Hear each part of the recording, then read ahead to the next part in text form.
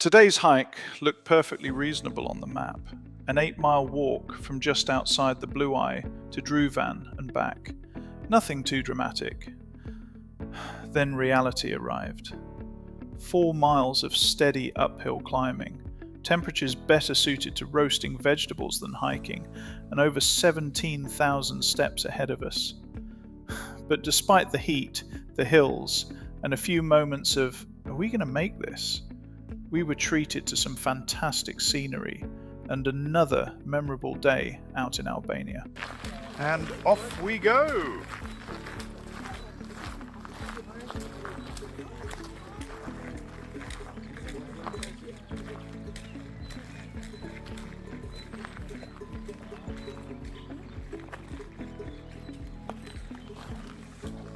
I managed to get this shot. As with Naz cracking the whip, her and Karen was a mile ahead before we knew it.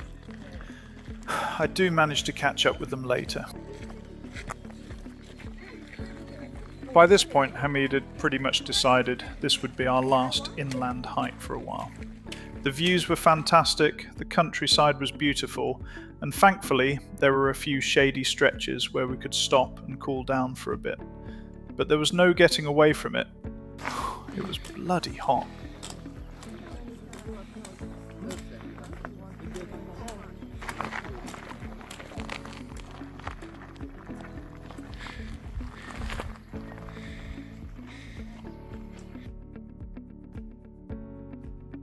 Walking through the vineyards, it was tempting to swap hiking boots for a wine glass. Albania has a long winemaking tradition, and the sunny conditions here are perfect for growing grapes. Sadly for us, there wasn't a vineyard tasting waiting at the end of the path.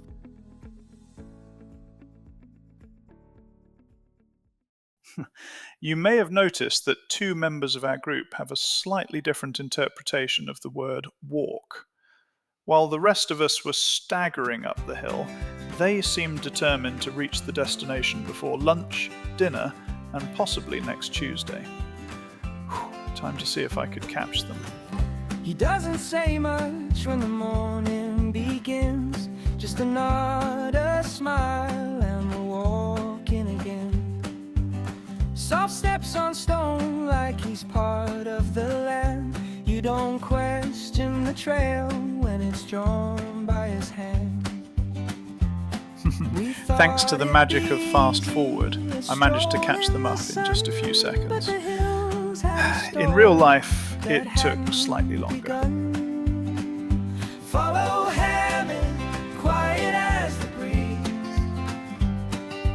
leads you through the wild with a gentle ease. But don't be fooled by the calm in his eyes. You'll earn every view, every climb, every rise.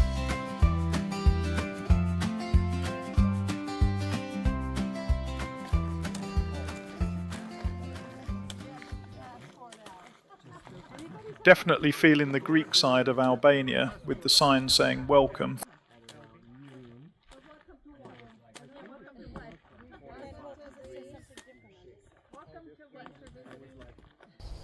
Watch out! Whoa! Not really.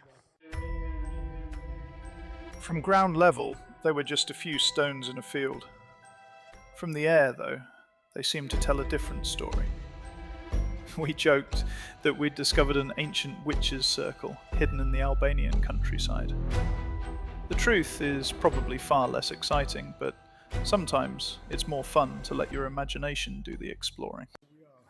Just as we thought the road had run its course, a local appeared and pointed out a narrow, hidden path leading off into the countryside. It wasn't on the map, it didn't look particularly inviting, and naturally, we went for it.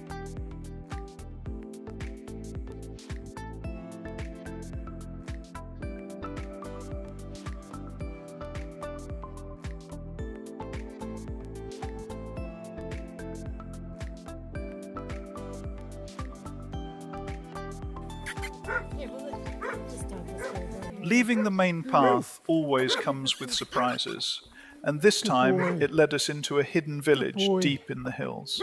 Good boy. The welcome committee came in the form of a local boy. guard dog, who quickly decided we weren't a threat.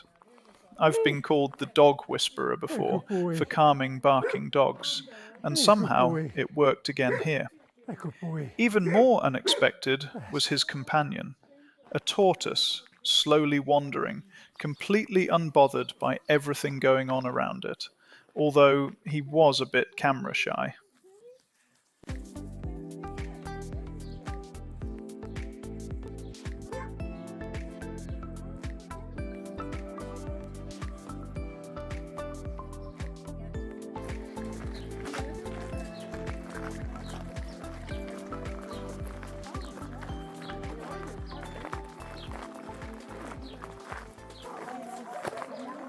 Walking through the village, we were greeted by a local who couldn't have been more welcoming.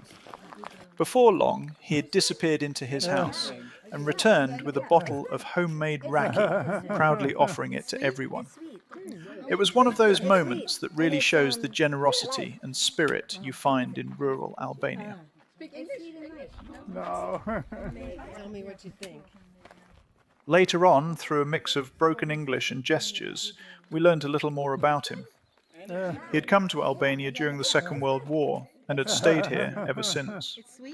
What started as a simple encounter with a glass of homemade Raki suddenly felt a lot more meaningful.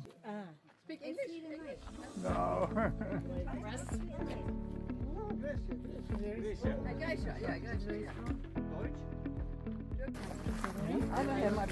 He then led us down a small trail just outside the village, the kind you'd never notice unless someone pointed it out.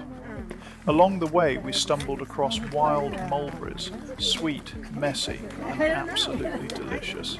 Yum. Further down we came across an old stone well that looked like it had been there forever, quietly sitting in the landscape like it had seen generations come and go. Waiting for us when we got back was his 96-year-old mother, who immediately welcomed Naz with open arms and treated her like a long-lost daughter.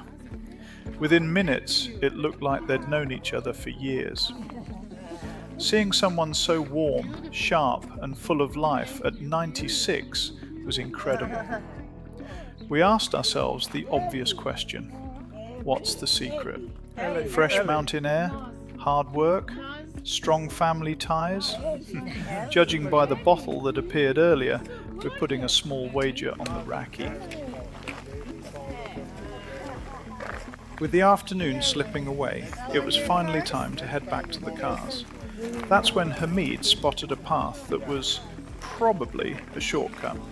Now, whenever the word probably is used on a hike, it tends to make the rest of the group a little nervous. But to be fair to him, he was absolutely right. It was a shortcut. The only slight drawback was that we still had another 4 miles to walk back.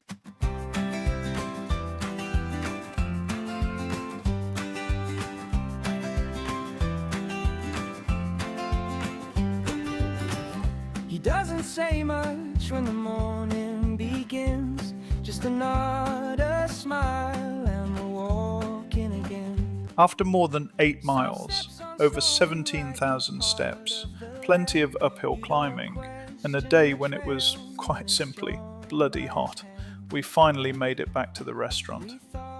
What started as a simple walk to Dhrovjan turned into something much more memorable. We discovered hidden paths, a tucked-away village, met some wonderful local people, sampled homemade Raki, picked fresh mulberries, and heard stories that we'll be talking about for a long time to come. A big thank you has to go to Hamid. Without his local knowledge, his shortcuts, and his knack for finding places we'd otherwise have walked straight past, this adventure would have been very different. Days like this remind us that sometimes the best part of a hike isn't the destination at all. It's the people you meet and the unexpected discoveries you make along the way.